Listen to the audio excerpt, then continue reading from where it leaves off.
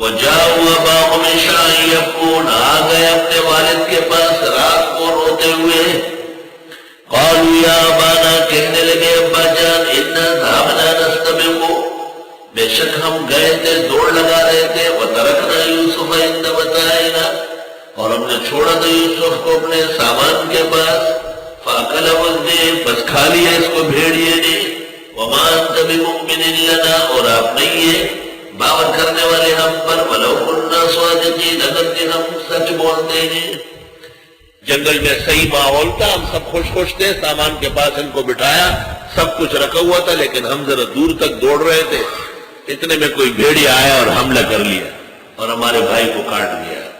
وَجَاءَ وَلَا قَمِيصِهِ بِدَمٍ الْكَذِبِ، لگا گئے حضرت کی قمیص پر خون جھوٹا، لہو جھوٹا. ایسے بھیڑ یا بکرا کاٹ کے اور اس کا خون قمیص میں لت پٹ کر کے سرخ کر دیا.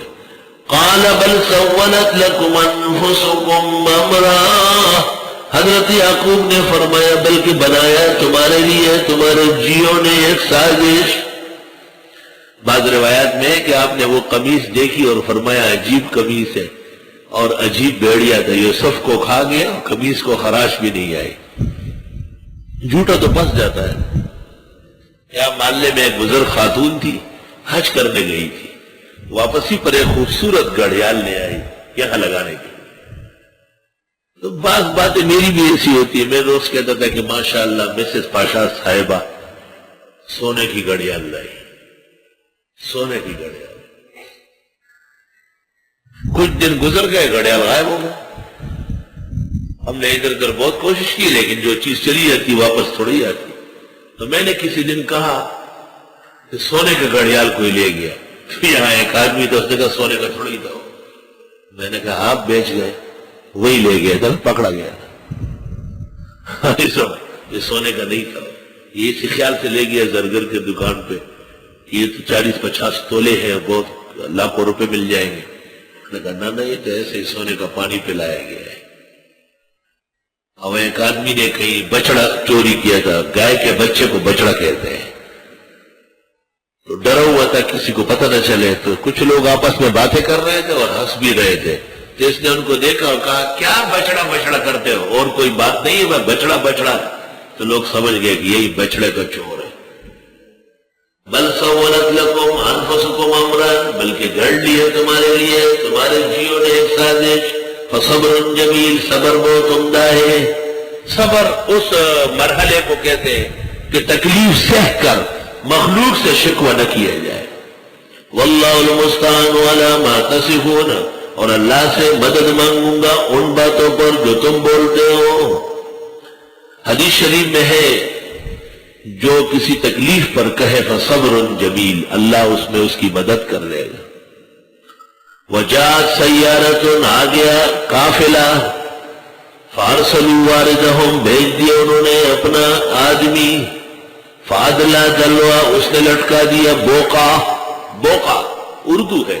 عبد القادر کے مضمون میں جنگ اخبار میں بوقا آیا ہے. بوقا، بوقا وہ جو کنویں میں بالٹی اتارتے ہیں رسی ڈال کر اور پانی بھر کے پھر کھینچتے ہیں، اسی کو کہ اصل نام ہے بوقا. دل دلا جمع ہے، پر ڈال دیا اس نے بوقا. جب بوقا نیچے ہوتا ہے یوسف علیہ السلام بیٹھ گئے. اس زمانے میں بڑا ڈرم باندھا جاتا تھا، حضرت بیٹھ گئے، کئی لوگ پھر اس کو نکالتے تھے. جب قریب آئے دیکھا، قال یا بشرا ھذا غلام، کہنے لگا واہ مبارک، خوبصورت لڑکا ہے. واسروہ بالدعاء، اور چھپا لیا ان کو پونجی جان کر. واللہ علیم بما یعملون، اور اللہ خوب جانتے ہیں جو یہ عمل کرتے تھے. وشروہ بثمن بخس دراہم معدودہ، اور خرید لیا اس کو کھوٹے پیسے دے کر چند گنتی کے درہم. وکانوا فیہ من الزاہدین، اور وہ اس میں بھی رغبت کرتے تھے. یہاں پر کئی تفاسیر ہیں.